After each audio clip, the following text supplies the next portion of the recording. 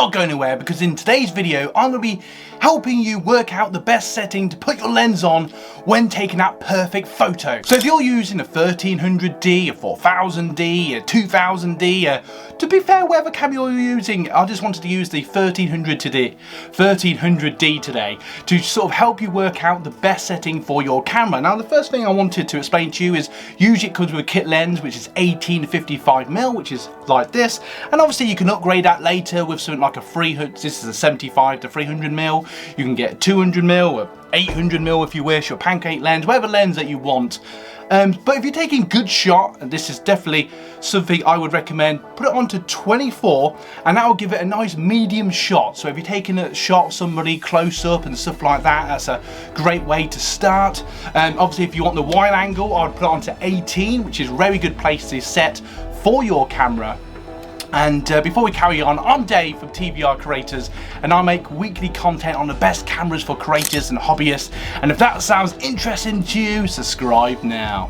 Now obviously this actually goes up to 55, so if you want to zoom in, you know, an insect or something close up or something that's a little bit further away, that'd be a good position to set your camera. Now a little power tip I'd have with these sort of lenses is put it onto manual mode, focus yourself on the front turn there, and there you can get that really nice crisp shot. But obviously if you're a complete beginner, put it into auto and it should be okay as long as the light is fine. But just bear in mind that sometimes with these cheaper cameras, if the light isn't quite what you want it, I find put it into manual mode helps you out. Now obviously with these cameras you can use the viewfinder to take that nice photo, and obviously you can use the back screen, which is handy.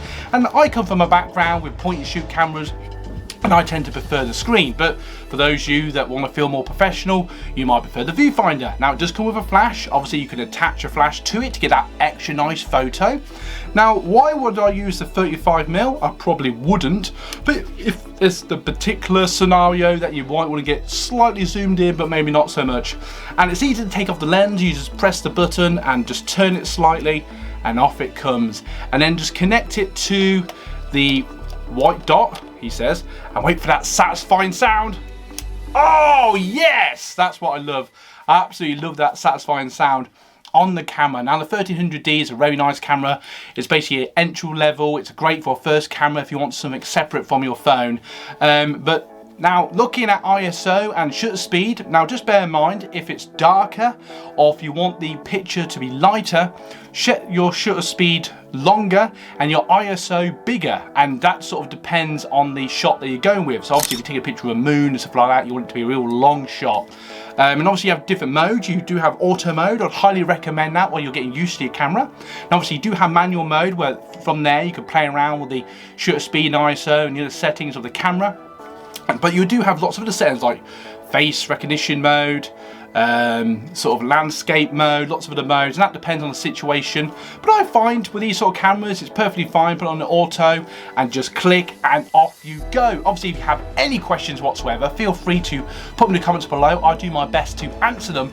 And if you're getting value from today's video and you're enjoying the content, if you're watching the last few videos, why not check the links below and buy some coffee to support the channel. Now, is there any little things I haven't missed? Obviously you've got an easy photo button, and obviously it's easy to play with the shutter speed and ISO and all the other settings. And ultimately this is just a nice first camera if you want something separate from your phone. It's just something easy to use. I hope you got value from this video. Now, as I want to say, in a moment, I'm going to leave you 2 end cards where I talk about more about this camera and perhaps something even better. So on that note, I'll see you in the next video, and as always, you guys rock. Say it with me now, you guys rock.